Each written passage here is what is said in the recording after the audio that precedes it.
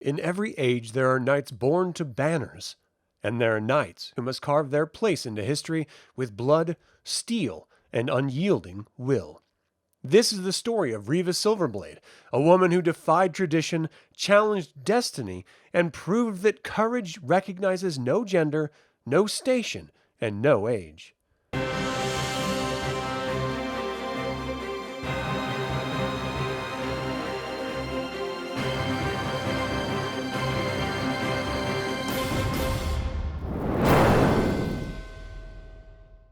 Welcome to another DragonLance Saga episode. My name is Adam, and today I'm going to talk about Riva Silverblade, Knight of the Sword. I'd like to take a moment and thank the DL Saga YouTube members and Patreon patrons, and invite you to consider becoming a member or patron. You can even pick up Dragonlance media using my affiliate links in the description below. I'm referencing Dragonlance DC Comics, Dragonlance Campaign Settings Sourcebook, and the Price of Courage Adventure module for this information. If I leave anything out or misspeak, please leave a comment below. Riva Silverblade was born Riva Silvercrown in 332 Alt Cataclysm, within the cold stone halls of her father's ancestral castle.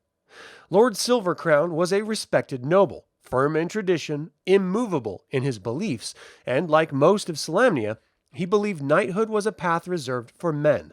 But from her earliest years, Riva dreamed of becoming a Knight of Solamnia. She watched tournaments from the battlements, she listened to tales of Huma Dragonbane and Vinus Solamnus, and though denied sword, shield, and saddle, she trained in secret, practicing with stolen weapons, learning footwork and form until she was certain she could surpass many of her father's sworn knights. In 344 AC, Lord Silvercrown hosted a tournament within his own keep. Disguised and unrecognized, Riva entered. She defeated every challenger. When the victor removed her helm and revealed herself, the hall fell silent.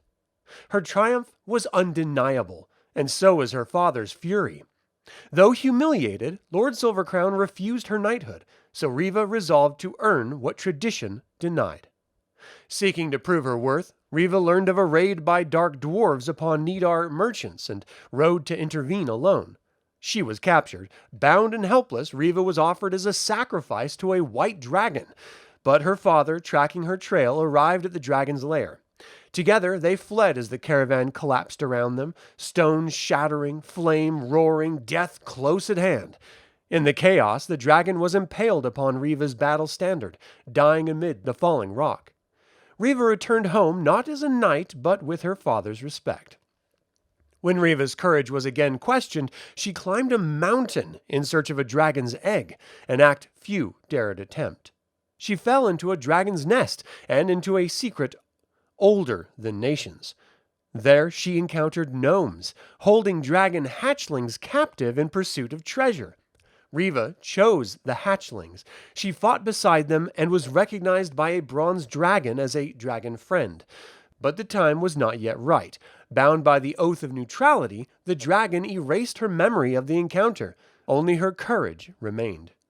In 351 AC, Riva was rescued from hobgoblins by a young warrior named Sturm Brightblade.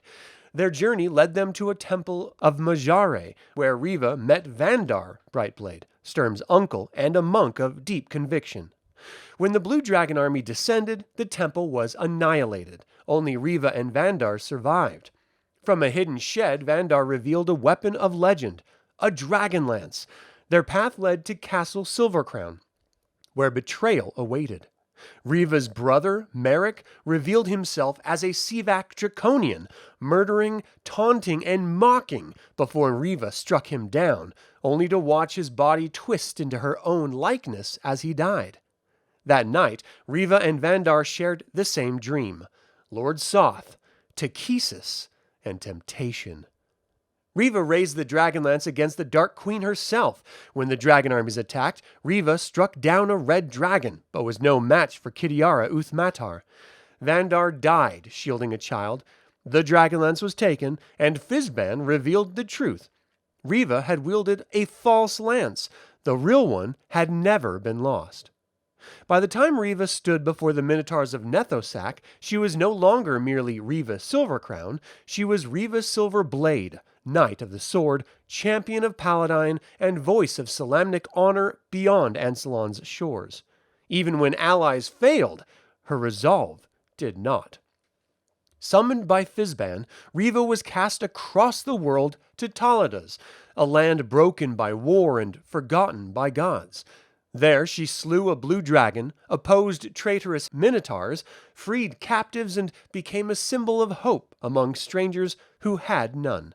She crossed shard storms, elven caverns, and burning fields. She chose mercy when others chose fire.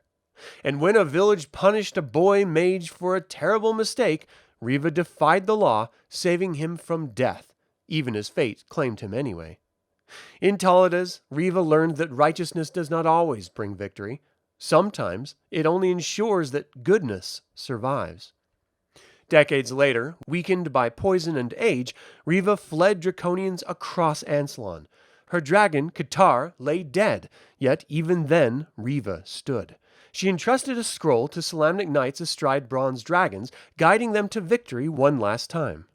In her final years, Riva Silverblade became head knight at Castle Eastwatch, guarding southern Ergoth with wisdom earned through sacrifice.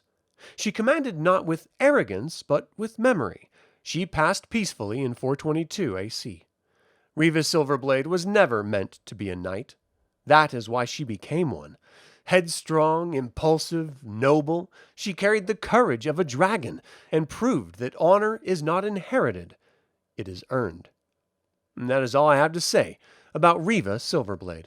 Do you think she should have been given entrance into the knighthood? Do you like her storyline largely taking place in Taladas? And finally, have you played Price of Courage, and did you witness her final moments? Leave a comment below.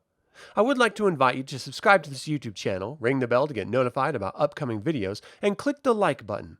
It all helps other DragonLance fans learn about this channel and its content. Thank you for watching. This has been Adam with DragonLance Saga, and until next time, remember, So I'm credited with a book I didn't write that's about sex, although it isn't, and it's being used by a rebellion that has yet to rebel.